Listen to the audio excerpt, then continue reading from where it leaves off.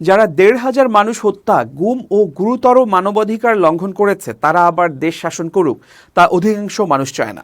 সেজন্য তাদের নির্বাচনের বাইরে রাখতে সুপারিশ করা হয়েছে বলে জানিয়েছেন নির্বাচন ব্যবস্থা সংস্কার কমিশনের প্রধান ও সুজন সম্পাদক ডক্টর বদিউল আলম মজুমদার। মঙ্গলবার রাজধানীর আগারগাঁওয়ের নির্বাচন ভবনের মিডিয়া সেন্টারে reporters forum for election and democracy টকের প্রধান অতিথির বক্তব্যে তিনি কথা বলেন।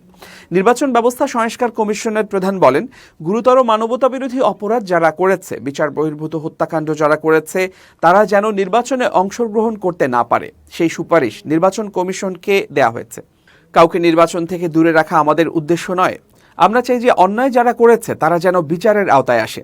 বদিউল আলম মজুমদার বলেন, একটি তদন্ত কমিটি গঠন করে নিরপেক্ষ তদন্ত করে 2014, 2018 ও 2024 সালের নির্বাচনে যারা কারচুপিতে সহায়তা করেছে তাদের বিচার করা হোক। তখনকার কমিশন অন্যায় করলে তাদেরও বিচার হবে। কেউ চায় না অতীতের জায়গায় ফিরে যাক।